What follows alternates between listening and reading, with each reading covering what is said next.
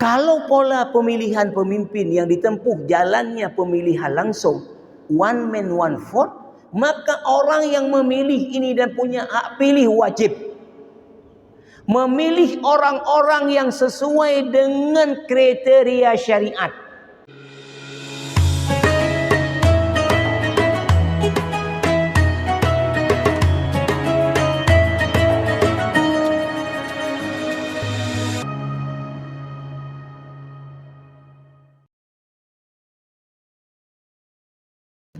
Bismillahirrahmanirrahim. Assalamualaikum warahmatullahi wabarakatuh.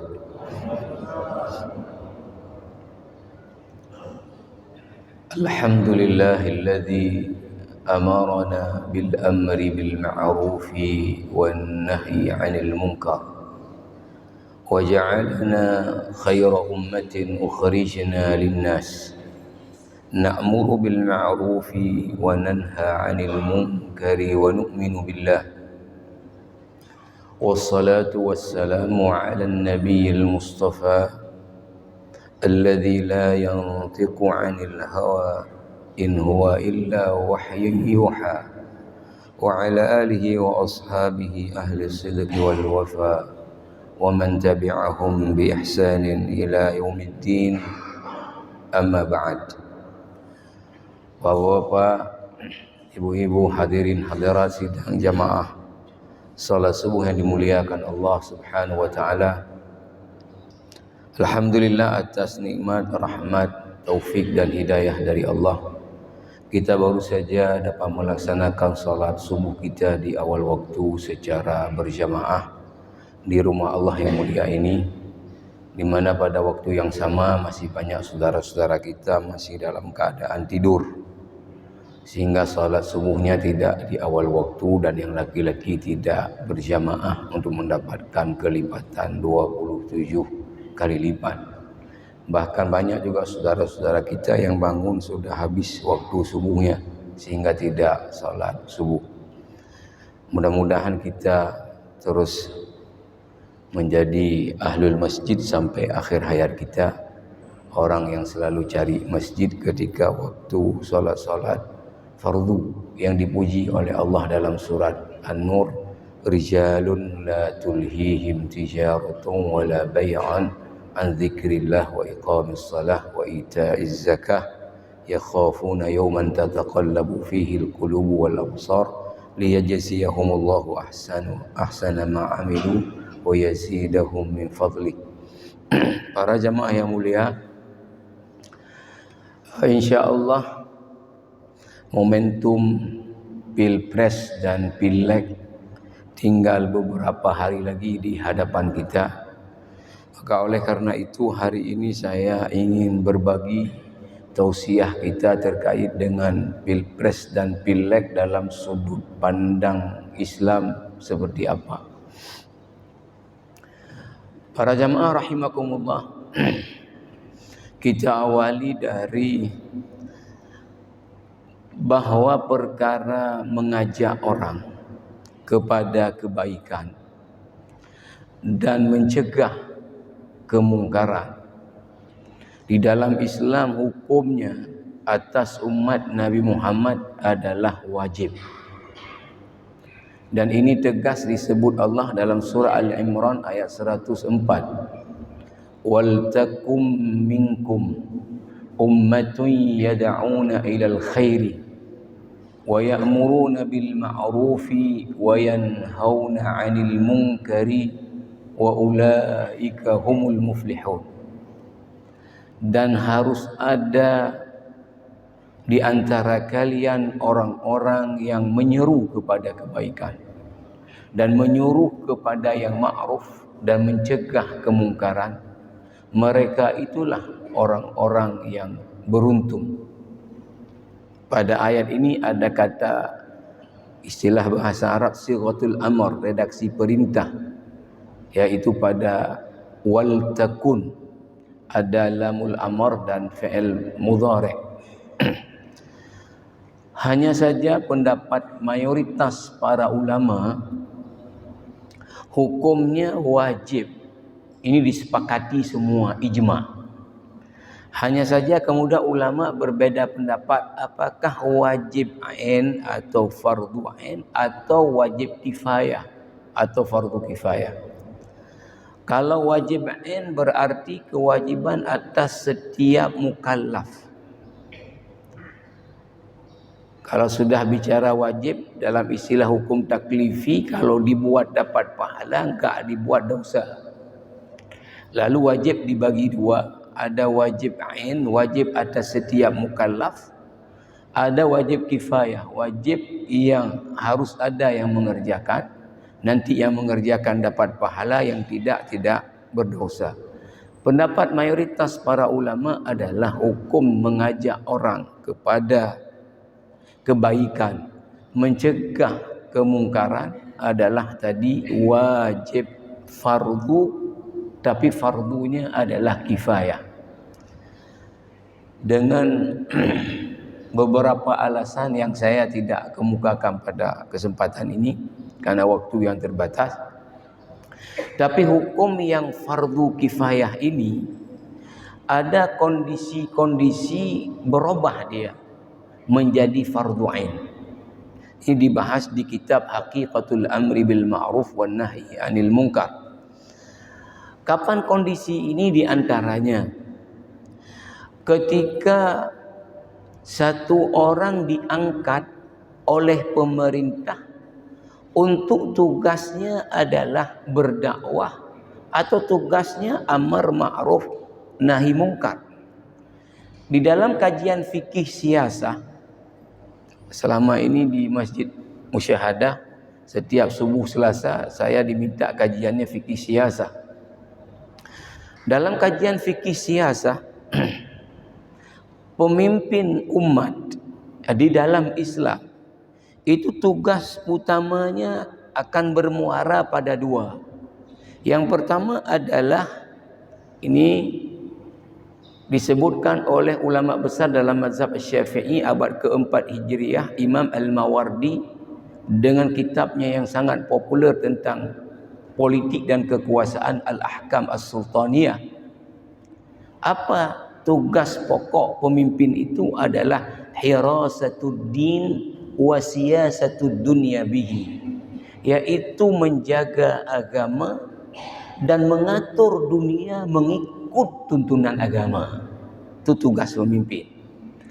Maka tidak mungkin seorang pemimpin itu secara pribadi mampu mengcover untuk mengajak orang yang tidak buat kebaikan kepada membuat kebaikan, mencegah kalau ada orang buat kemungkaran. Tidak mungkin dia mampu cover. Maka dia akan mengangkat pembantunya untuk ini. Ya.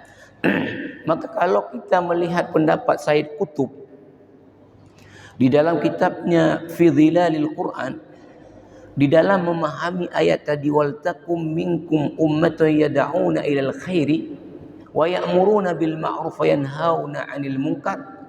Di sini ada dua. Yang pertama, yad'una, ini menyeru, mengajak. Ini kerjanya apa? Para ulama melalui ceramah, melalui pengajian, mengajak.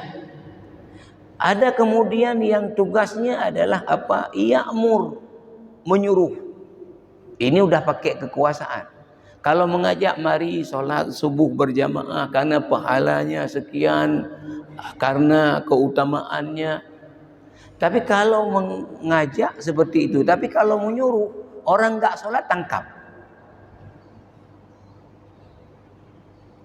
Mencegah dari mungkar.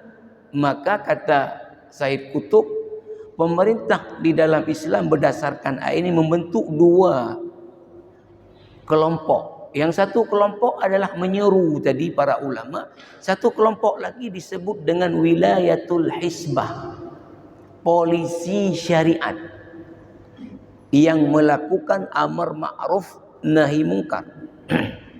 Para jamaah yang dirahmati Allah Subhanahu wa taala, maka orang yang diangkat pemerintah untuk berdakwah, untuk amar ma'ruf nahi mungkar menjadi fardhu in atasnya kegiatan itu karena sudah diangkat untuk itu. Ini pertama. Kondisi yang kedua adalah apabila terjadi satu kemungkaran di satu tempat, tidak ada satu orang pun yang berdaya mencegah kemungkaran itu kecuali kita. Maka menjadi fardhu ain lah ketika itu atas kita, karena yang lain tidak ada yang mampu mencegahnya.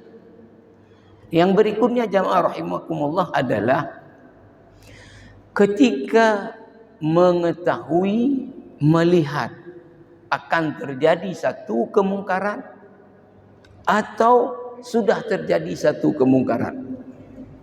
Ini berdasarkan keumuman hadis sahih Muslim dari Abi Sa'id Al-Khudri radhiyallahu anhu. Nabi bersabda, "Man ra'a minkum munkara." Siapa saja dari kalian yang telah melihat, maknanya juga di dalam kitab Wasaya Rasul mensyarah hadis ini oleh guru besar Al-Azhar Mesir Profesor Dr. Muhammad Bakar Ismail adalah mengetahui. Secara lafadznya ra'a itu melihat, tapi makna juga adalah tidak melihat tapi mengetahui melalui informasi, ya. Siapa saja yang telah melihat atau mengetahui akan terjadi satu kemungkaran atau sudah terjadi, falyughayyirhu, wajib dia segera mencegah kemungkaran tersebut. Pertama adalah biyadihi, dengan tangannya. Tangan ini bisa punya makna betul-betul dengan tangan. Makna kedua adalah dengan kekuasaan. Misalnya pemerintah kota, ya, wali kota yang berwenang memberi izin orang buka usaha, lalu kemudian usahanya dibuka untuk apa? Judi online. Maka dengan kekuasaannya, ya, mencabut izin ini dan tidak boleh lagi dia membuka usahanya biyadihi. Tidak semua kemungkaran itu bisa dicegah dengan tangan. Terutama apabila yang melakukannya adalah preman. Karena ada kaidah mencegah kemungkaran, jangan sampai menimbulkan kemudaratan bagi yang mencegahnya. Maka kata Rasulullah, fa illam yastati, jika tidak mampu dengan tangan, maka tetap wajib mencegahnya apa? Bilisanihi. Dia sampaikan baik-baik, secara sopan, secara santun, secara lemah lembut kepada orang yang buat maksiat itu untuk berhenti dari maksiat, tapi dengan sopan, dengan santun, dengan lemah lembut. Belum tentu juga kemungkaran itu bisa dicegah walau pada tataran dengan lisan. Masalahnya yang buat kemungkaran ini preman. Kita bilang sopan, santun, tapi dia nerimanya enggak baik, bisa disobek mulut kita. Maka kata Rasulullah, kalau tidak mampu juga dengan lisan, wajib mencegah kemungkaran itu adalah biqalbihi, dengan hatinya. Maknanya apa? Membenci kemungkaran tersebut sekalipun tidak berdaya untuk menghentikannya dengan tangan, dengan lisan. Dan tingkatan ini tidak ada orang yang enggak bisa. Karena hanya dalam hatinya dia benci dengan kemungkaran tersebut. Wadzalika adhaful iman. Memang terjemahannya itulah selemah-lemah iman, tapi maknanya serendah-rendah kewajiban. Orang yang beriman apabila melihat kemungkaran, tidak berdaya dengan tangan, tidak berdaya dengan lisan, wajib membencinya. Karena ada lafaz hadis yang ujungnya bukan wadzalika adhaful iman, tapi ujungnya adalah laisa wara'a dzalika habba khardal minal iman. Kalau lihat kemungkaran, mengetahui kemungkaran, benci dengan hati pun enggak lagi, sesungguhnya orang ini tidak ada sekecil apapun iman dalam dadanya. Jamaah yang mulia, hadis ini kalau dibawa ke konteks pilpres dan pileg, maka siapapun yang punya hak memberi suara tanggal 14 Februari yang tinggal 11 hari lagi, maka dia pada hari itu akan menentukan dengan tangannya di bilik suara, biyadihi, bukan bilisanihi, bukan biqalbihi, biyadihi.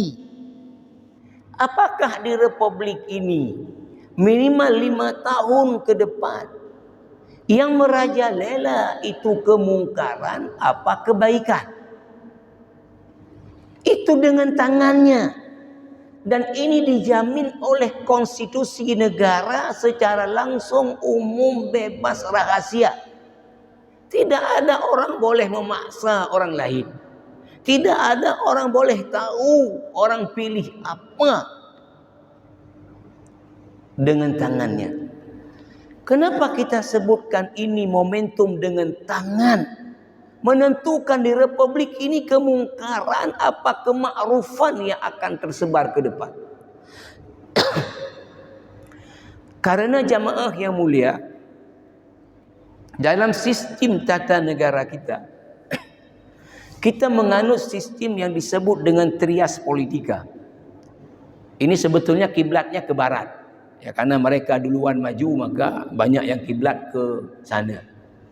Kekuasaan dibagi kepada 3 institusi. Ada eksekutif, ada legislatif, ada yudikatif. Kalau masa Orde Baru, 3 kekuasaan ini pusatnya di eksekutif Pak Harto. Sehingga orang kalau mau duduk DPR pun harus lulus sensor, lulus screening dulu. Tapi setelah reformasi bergulir, dan sampai hari ini 2 lembaga sangat besar kekuasaan dan perannya di republik ini. Eksekutif, bosnya kalau di pusat presiden, di provinsi gubernur, kabupaten kota, bupati, wali kota. Yang lain-lain pejabat negara tingkat pusat diangkat presiden. Dalam tadi struktur eksekutif. Pejabat daerah diangkat tingkat provinsi gubernur. Pejabat daerah tingkat kabupaten diangkat oleh bupati wali kota. Yang kedua adalah kekuasaan legislatif. Mulai dari DPR RI, DPRA, DPRK. Dengan 3 kekuasaannya, 3 fungsi utamanya. Fungsi legislasi membuat undang-undang di provinsi dan kabupaten, membuat kanun kalau di kita, di yang lain perda. Yang kedua adalah fungsi budgeting, anggaran. Yang ketiga fungsi monitoring. Jamaah rahimakumullah, 2 lembaga inilah yang sangat-sangat besar perannya untuk menentukan tatanan kehidupan bermasyarakat. Kita ambil saja sampel. Contoh. Apa yang paling menentukan dalam kehidupan berbangsa bernegara? Itu adalah undang-undang. Karena inilah yang mengatur sistem kehidupan dan inilah yang mengikat seluruh daripada rakyat Indonesia. Pertanyaannya sekarang, siapa yang menyusun draft undang-undang? Eksekutif. Kalau di pusat, pemerintah pusat, presiden bosnya. Kemudian undang-undang ini dibahas oleh siapa? Oleh DPR. Yang mensahkan siapa? DPR. Pertanyaannya, kalau lembaga yang sangat strategis ini diisi orang-orang zalim, diisi orang-orang fasik, mohon maaf kalau bahasa Al-Quran, diisi oleh setan-setan manusia, syayatinul insi, maka akan terjadi kolaborasi kerjasama dalam kefasikan, kezaliman yang dahsyat. Maka undang-undang apa yang akan menjadi prioritas? Yang menguntungkan orang-orang zalim ini.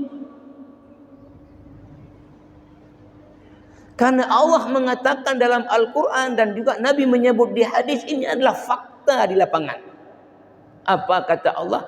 Dalam surah Al-An'am ayat 129, wa kadzalika nuwalli ba'dadh dhalimin ba'dhan bima kanu yaksibun.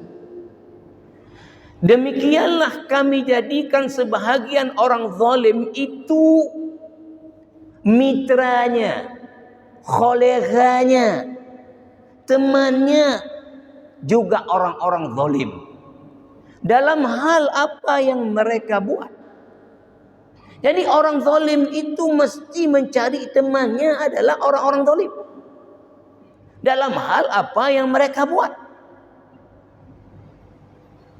Contoh, kalau presiden yang terpilih orang fasik, maka dia akan mengangkat menteri-menteri pembantunya juga orang-orang fasik, supaya bisa kong kali kong dalam kefasikan. Menteri-menteri yang fasik itu akan mencari pembantunya dari sekjen, dirjen, orang-orang fasik. Sekjen, dirjen yang fasik akan mencari pembantunya direktur ke bawahnya orang-orang fasik.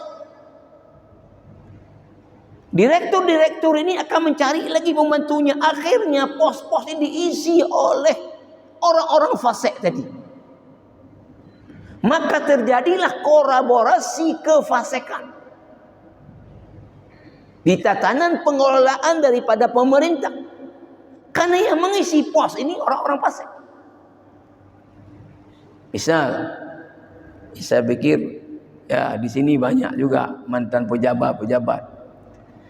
Kalau gubernur yang terpilih orang fasik, langkah pertama dia adalah mencari sekda yang semodel dengannya yang fasik.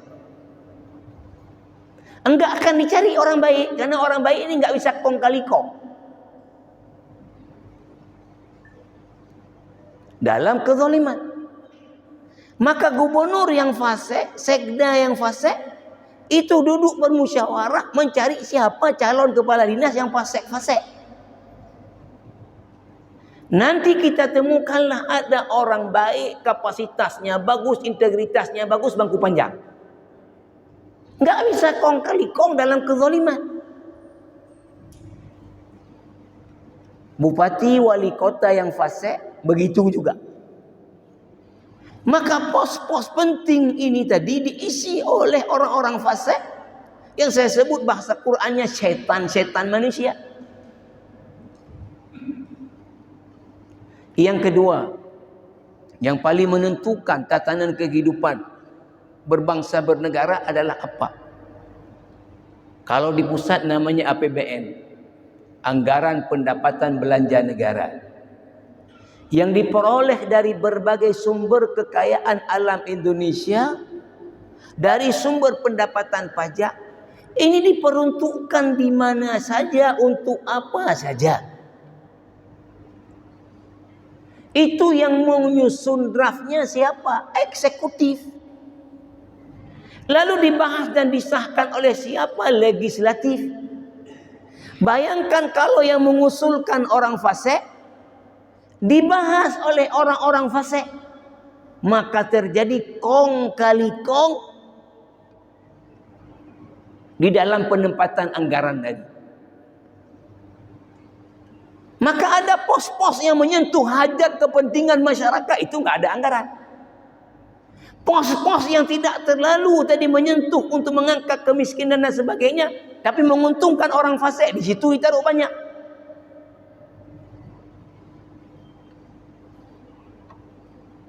Jamaah rahimakumullah, setelah undang-undang disahkan, bagaimana dieksekusi, diimplementasi di lapangan, itu dilakukan oleh eksekutif, dimonitor, diawasi oleh perwakilan rakyat DPR. Anggaran yang sudah disahkan tadi bagaimana dieksekusi dalam bentuk kegiatan oleh eksekutif, diawasi oleh DPR tadi. Maka kalau yang melakukannya setan, yang awasi setan, itu walaupun salah asal baginya sama, dianggap benar. Tetapi kalaupun misalnya benar enggak bagi sama, dianggap salah. Maka tadi peran dua lembaga ini luar biasa, sangat menentukan.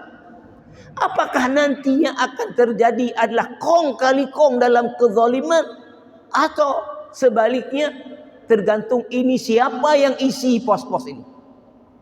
Kalau orang-orang saleh, orang-orang yang bertakwa yang mengisi pos ini, yang takut kalau membuat penyimpangan akan azab akhirat,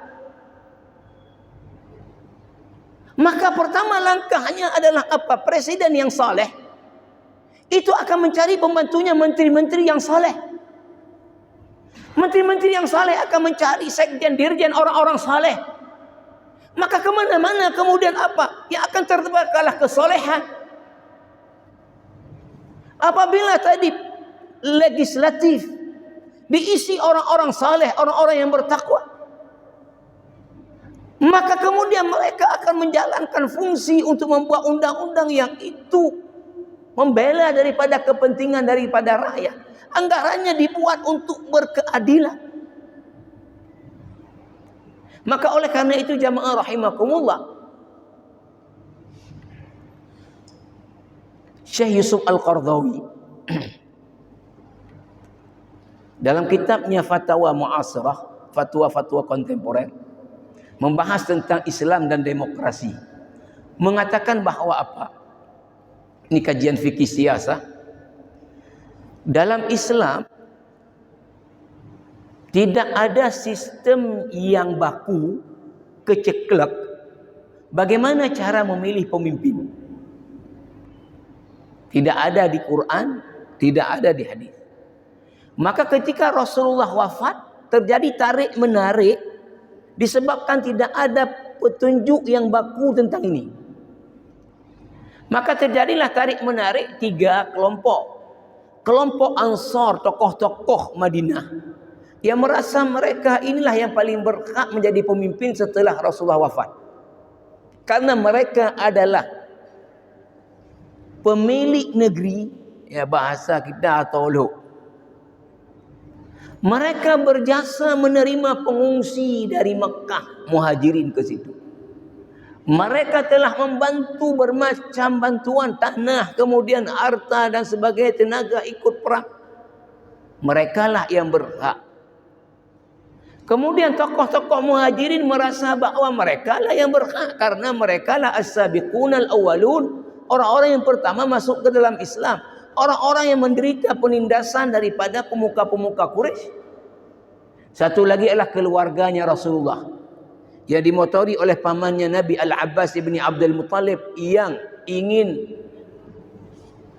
memajukan Ali untuk menjadi pengganti Rasulullah. Rasulullah wafat hari Senin, baru dimakamkan hari Rabu karena terjadi tarik menarik untuk siapa pengganti beliau. Akhirnya dimusyawarahkan. Terpilihlah kemudian Abu Bakar As-Siddiq lewat pola musyawarah dan mufakat. Jamaah rahimakumullah, Abu Bakar sebelum meninggal, karena melihat meninggal Rasulullah terjadi tarik menarik kepemimpinan, terjadi konflik, maka beliau langsung mewasiatkan setelah juga bermusyawarah dengan beberapa sahabat bahwa kalau beliau nanti wafat, pengganti beliau adalah Umar ibn Khattab. Maka ketika Abu Bakar wafat, tidak ada tarik menarik lagi karena sudah ditentukan orangnya siapa. Ketika Umar memimpin, Umar tidak menunjuk siapa yang menggantikannya kalau beliau wafat. Mengembalikan lagi kepada sistem musyawarah dengan menunjuk 6 orang untuk bermusyawarah. Maka jamaah rahimakumullah, dalam fikih siasah disebutkan bahwa cara memilih pemimpin yang dijalankan umat Islam itu ada 4. Pertama disebut dengan bin nassi. Nas itu teks. Bahwa bagaimana cara memilih pemimpin? itu sudah ditentukan oleh Al-Quran, ditentukan oleh hadis. Tidak ada luang lagi bagi umat ini untuk bermusyawarah dan memilih. Ini teorinya Syiah. Orang-orang Syiah mengatakan bahawa setelah Rasulullah wafat sampai dunia kiamat nantinya, siapa pemimpin umat Islam sudah ditentukan Allah, sudah ditentukan Rasulullah. Siapa? Ali. Setelah Ali anaknya, sampai akhir dunia nanti keturunannya Ahlul Bait. Maka kenapa orang Syiah itu marah betul memaki-maki Abu Bakar, memaki-maki Uthman, kemudian Umar, ya, yang lain-lain? Karena mereka menganggap sudah ditentukan pemimpin setelah Rasulullah itu Ali. Kenapa dirampok lagi sama orang-orang ini? Ini versi Syiah. Lalu Syiah menggiring ayat-ayat, hadis-hadis, ya, yang sebetulnya memang bukan petunjuk untuk kemudian tadi pemimpin setelah Rasulullah, bukan. Tapi Syiah menggiring, ya. Contoh, Rasulullah ketika pergi ke satu peperangan, Rasulullah menunjuk Ali menjadi pemimpin di Madinah. Kalau kita istilahnya PJ, ya, atau PLH, ya. Maka kemudian apa? Orang-orang Syiah menganggap ini adalah petunjuk dari Rasulullah bahawa nanti kalau saya tidak ada Ali lah. Nah, sementara Rasulullah di banyak kesempatan menunjuk orang lain. Ada Abdullah ibn Maktum yang buta jadi pemimpin, bukan Ali saja. Kemudian orang Syiah mengatakan bahawa apa? Ketika perang Khaybar, itu Nabi mengatakan, panji bendera yang dipegang oleh Panglima, ini saya akan serahkan besok kepada seseorang yang mencintai Allah dan Rasulnya, dan Allah dan Rasulnya mencintai orang itu. Maka ditunggu oleh para sahabat, dikasih ke Ali. Kata orang Syiah itu petunjuk. Nah, itu dalam perang Khaybar. Perang lain, orang lain lagi yang pegang panji. Ini teori Syiah. Ya. Teori yang kedua adalah pemimpin itu dipilih lewat apa? Lewat musyawarah mufakat. Siapa? Ahlus syura, perwakilan dari masyarakat, yang itulah disebut dengan DPR. Bahasa fikih siasahnya adalah ahlul halli wal aqdi. Mereka lah musyawarah mufakat. Kemudian melihat siapa yang memenuhi kriteria, kemudian diminta persetujuannya untuk kemudian diangkat. Yang ketiga adalah polanya apa? Wilayatul ahdi. Dengan pemimpin yang sedang berkuasa membuat wasiat, bila beliau wafat maka si inilah penggantinya.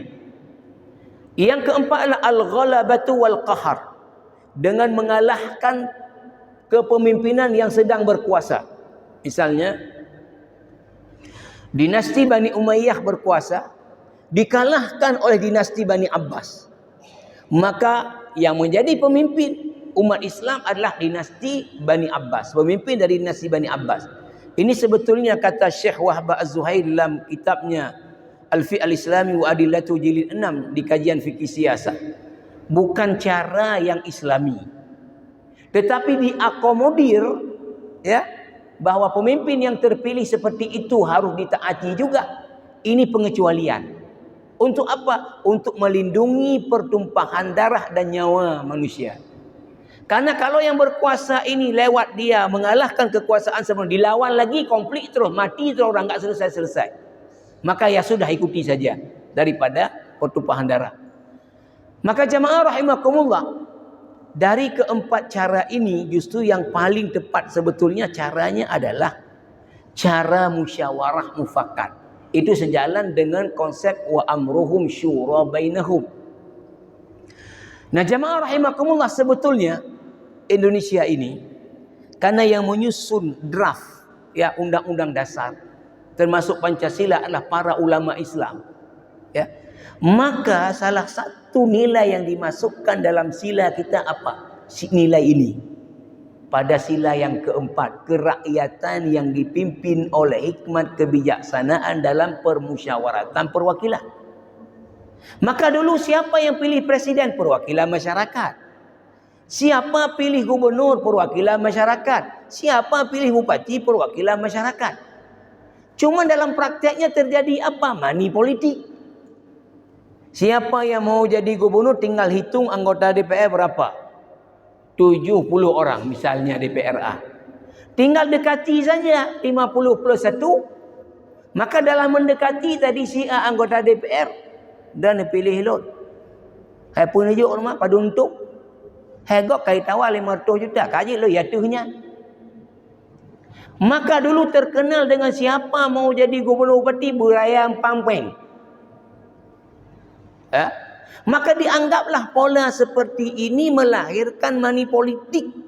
Maka ketika reformasi diambillah kemudian contoh ke barat dengan apa? Dengan sistem one man one vote. Satu orang satu suara.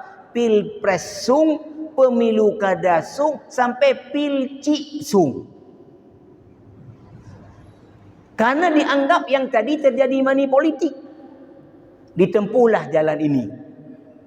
Maka kata Syekh Yusuf Al-Qaradawi yang saya sebut dalam kitabnya, kalau pola pemilihan pemimpin yang ditempuh jalannya pemilihan langsung, one man one vote, maka orang yang memilih ini dan punya hak pilih wajib memilih orang-orang yang sesuai dengan kriteria syariat. Apa kriteria syariat? Para ulama berdalil dengan 2 ayat dari Al-Quran untuk seorang pemimpin, seorang yang duduk di perwakilan sebagai masyarakat. Pertama, surat Yusuf ayat 55. Allah berfirman, ini cerita Nabi Yusuf mengajukan diri kepada Raja Mesir untuk diangkat menjadi Menteri Bulagh. Kata Nabi Yusuf, ij'alni ala khazainil ardi inni hafizun alim. Tolong angkat saya menjadi Menteri Bulagh. Kenapa? Inni hafiz. Saya ini pandai menjaga amanah. Enggak akan saya selewengkan. Berarti ini bicara apa? Integritas. Yang kedua adalah alim. Saya punya ilmu. Kalau panen raya kayak mana harga enggak turun. Kalau kemarau stoknya cukup dan harga enggak melambung tinggi. Saya punya ilmu mengatur mekanisme ini. Dan namanya kerja bulagh. Berarti yang kedua bicara kapasitas. Yang kedua dalilnya adalah surah Al-Qasas ayat 26. Ketika salah seorang anak perempuan Nabi Syuaib meminta ayahnya untuk meminta Musa mengembala ternaknya yang dikasih gaji. Qalat ihdahuma ya abati istajirhu. Salah seorang Nabi Syuaib mengatakan, hai ayah, pakai ini pemuda. Suruh ngembala ternak kita dan kasih upah. Sesungguhnya yang paling baik kita pekerjakan satu pekerjaan dan kasih upah. Ini sebetulnya presiden itu diangkat oleh rakyat, digaji oleh rakyat. Pembantunya semua yang diangkat oleh presiden digaji oleh rakyat. DPR semua level diangkat rakyat, digaji oleh rakyat. Ini al-ajir dalam bahasa Arab. Siapa yang paling baik yang dikasih kerjaan, dikasih gaji? Kata anak Nabi Syuaib, al-qawiyu. Pertama yang kuat secara fisik. Karena kerjanya bukan ketik komputer, bukan beri fatwa hukum, ngembala ternak. Maka ini berarti bicara kapasitas. Yang kedua, al-aminu, yang jujur. Jangan sampai dibawa lari ternaknya nanti dijual. Maka kata Syekh Yusuf Al-Qaradawi dalam kitabnya Fiqhuz Zakah, pembahasan tentang syarat-syarat amil zakat, Syekh Wahab Zaid dalam Fiqh Islam wa Adillatuhu tadi, konsep Islam ini bahawa ketika ingin memberikan jabatan publik kepada seseorang, yang dilihat tetap 2. Kapasitas dan integritas. Ini sejalan dengan semua konsep di dunia. Jamaah rahimakumullah. Ini sebagai contoh. Dalam Islam, menempatkan seorang di jabatan publik itu tidak cukup dilihat hanya integritas akhlaknya, moralitasnya, orangnya jujur, orangnya taqwa, orangnya wara'. Tidak cukup. Betul aspek ini aspek terpenting. Kalau enggak dia akan selewengkan. Tapi harus terpenuhi aspek kedua, kapasitas. Dia duduk di situ mumpuni enggak secara ilmu? Ini misal saja sebagai contoh untuk ini. Kalau presiden minta saya, Ustaz jadi menteri keuangan, mau? Ya enggak maulah, saya enggak ngerti moneter, enggak mengerti ekonomi makro, enggak ngerti inflasi. Kapasitasnya bagaimana? Latar belakang, backgroundnya, track recordnya, leadership kepemimpinan seperti apa? Betul orangnya baik, orangnya takwa, tapi duduk di DPR nggak ngerti anggaran, nggak ngerti cara buat konun, sehingga 5 tahun yang ada duduk nggak ngomong apa-apa. Abu Dzar Al-Ghifari, ini hadis Sahih Muslim. Itu satu hari minta kepada Nabi untuk diberi jabatan. Saya baca di kitab Wasaya Rasul tidak dijelaskan apa jabatannya. Tapi di buku Dr. Erwandi Tarmizi, Harta Haram Muamalah Kontemporer, dijelaskan minta diangkat jadi gubernur. Abu Dzar berkata kepada Rasulullah, "Ya Rasulullah, ala tasta'miluni?" Rasulullah, tolonglah saya diangkat jadi gubernur. Apa kata Rasulullah kepada Abu Dzar? La ya Abu Dzar, innaka dha'if wa innaha amanah wa inna yaumal qiyamati khizyun wa nadamah. Enggak. Kamu enggak mampu Abu Dzar. Jabatan itu amanah. Di akhirat nanti akan menjadi penyesalan dan kehinaan. Kata para ulama apa? Abu Dzar ini dari sisi integritas garansi. Orang takwa, orang zuhud, orang wara'. Tapi Nabi kenapa enggak berinya jabatan gubernur? Karena secara kapasitas, leadershipnya enggak mumpuni. Maka tetap yang dilihat dua ini. Pertanyaan penting jamaah rahimakumullah. Masyarakat kita yang punya hak suara, adakah ketika memilih presiden dari DPR dengan berbagai level, melihat calon ini kayak mana integritasnya, bagaimana kapasitasnya? Adakah menggunakan barometer tuntunan agama yang kata tadi Syekh, dan memang bukan beliau saja yang mengatakan, kalau pemilihannya adalah secara langsung, kata Syekh Yusuf Qaradawi, wajib bagi pemilih itu memilih orang yang terpenuhi kriteria syariat. Adakah masyarakat melihat ini? Yang terjadi di lapangan, yang kita dengar, kita lihat, ya. Apa masyarakat ketika memilih, pertimbangannya apa yang diberi? Dan kaliganya tau netok tau yang juk pai. Mau menyela orang juk tau yang lebih hala yang datak. Bahkan saya dengar dari seorang mantan pejabat pulang ke kampungnya, ada daerah masyarakat sudah patok untuk DPR RI 500.000. DPRA 300, DPRK 200, kurang situ nggak milih. Maka ketika dibuat cara seperti ini untuk menghindar money politik, kalau caranya musyawarah mufakat, rupanya money politiknya lebih masif lagi.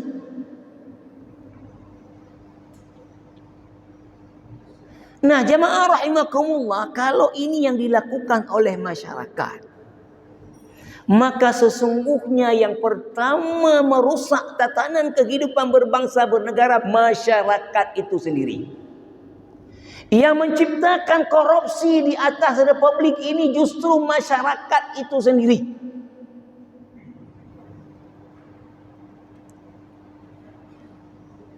Kalau kemudian ya KPK misalnya mengungkap kasus-kasus korupsi kepala daerah, gubernur, bupati, wali kota, itu yang terungkap.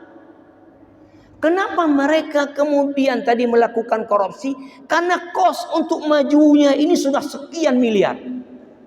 Jadi gubernur menghabiskan uang misalnya lebih 100 miliar. Setelah duduk apa kerjanya? Ya menarik balik. Sisanya mengambil lagi untuk maju ke depan. Maka anggota DPR kadang-kadang yang bantu masjid, bantu ini, kita katanya mereka minta 20% untuk mereka. Hei pakai teman laki kawadan. Hei kamu gauku maju lah laki oleh masyarakat. Pernah nejuk, pernah nebak. Menyahana-hanai pilih. Ini yang terjadi. Padahal jamaah rahimakumullah, ini pertama jelas-jelas adalah pelanggaran secara undang-undang pemilu dan ini pelanggaran secara syariat. Dalam fatwa Dewan Ulama Besar Kerajaan Saudi di bukunya Dr. Erwandi Tarmizi tadi, Harta Haram Muamalah Kontemporer, itu jelas bunyi fatwanya. Pemberian seorang calon legislatif sebagian hartanya untuk masyarakat agar mereka memilihnya, hukumnya adalah riswah, sogok menyogok dan haram. Maka masyarakat kalau memilih orang karena diberi sesuatu, ini sogok menyogok. Dan jelas dalam hadis riwayat daripada Abu Daud, Rasulullah melaknat yang memberi sogok, yang menerima sogok. La'ana Rasulullah SAW ar-rashiya wal murtashiya. Di dalam riwayat Abu Daud ditambah satu lagi. Siapa? Perantara sogok. La'ana Rasulullah SAW ar-rashiya wal murtashiya wal ra'isha. Kalau dalam istilah ini namanya tim ses, yang ngantar-ngantar. Nah, jamaah rahimakumullah, kalau ini yang terjadi, ini terjadi apa? Kerjasama dalam dosa yang dilarang di surat Al-Maidah ayat 2. Wa ta'awanu 'alal birri wat taqwa. Tolong menolonglah dalam kebaikan dan takwa. Wa la ta'awanu 'alal itsmi wal 'udwan. Jangan tolong menolong dalam dosa. Yang ketiga, jamaah rahimakumullah, dalam surah Hud ayat 113 Allah mengatakan wala tarkanu ilal ladzina zalamu. Jangan condong mendukung orang-orang zalim. Fatamassakumun nar. Kalian akan dimakan api neraka nanti. Wa ma lakum min dunillahi min awliya tsumma la tunsarun. Tidak ada yang bantu kalian di akhirat nantinya. Dan Allah tidak akan membantu pada hari itu kalau kalian mendukung orang-orang zalim.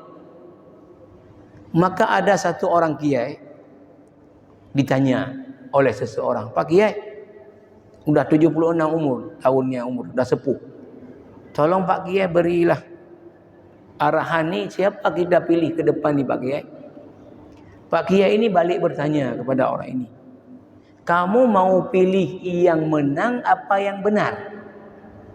Tanpa menunggu dijawab, langsung ditimpali, kalau pilih yang benar belum tentu menang. Pilih yang menang belum tentu benar.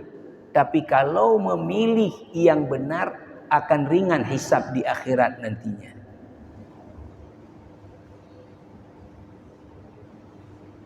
Yang paling penting poinnya jamaah rahimakumullah apa? Harus hilang dari masyarakat kita memilih itu berdasarkan pemberian. Kalau ini tidak hilang, tidak berubah keadaan ini. Jangan mimpi keadaan berubah. Dan resiko nantinya akan tanggung justru masyarakat miskin ini sendiri.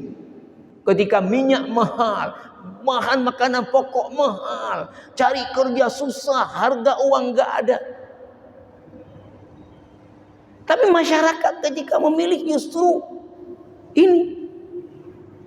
Maka kita mendambakan masyarakat bukan saja tidak meminta. Sekarang orang kalau ada yang mengatakan ke saya, Ustaz, perlu Ustaz orang-orang baik itu duduk di eksekutif, gubernur, bupati, wali kota. Perlu orang-orang baik itu duduk di DPR biar baik negara ini, biar baik negeri ini Ustaz. Saya katakan saya 1000% sepakat. Tapi bagaimana cara mendudukkan orang baik di situ? Kayak mana caranya? Ketika masyarakatnya. Sekarang kalau ada misalnya ada orang integritasnya jaminan, di mana track recordnya selama jadi pejabat orang semua mengatakan get haknya, bersih orangnya, punya kerja dinas sekian orang, lalu kemudian yang lebih ke pulang, kemudian kapasitasnya terbukti, ilmunya, leadershipnya, kita majukan calon gubernur, enggak ada uang, dipilih, hai pilih.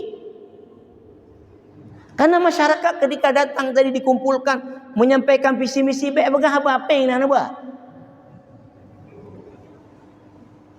Kalau kayak gini jangan mimpi keadaan masyarakat berubah dan yang tanggung resiko adalah masyarakat itu sendiri. Maka bisa dibaca jurnal-jurnal yang ditulis oleh dosen-dosen di ilmu sosial politik, di ilmu hukum tentang ya money politik dalam pemilu. Ini cikal bakal terciptanya korupsi dalam sistem pemerintahan karena memang sudah diciptakan oleh masyarakat itu sendiri. Mudah-mudahan ada manfaatnya. Yang benar dari Allah, yang salah dari saya. Subhanakallah bihamdika, asyhadu an la ilaha illa anta, astaghfiruka wa atubu ilaik. Wassalamualaikum warahmatullahi wabarakatuh.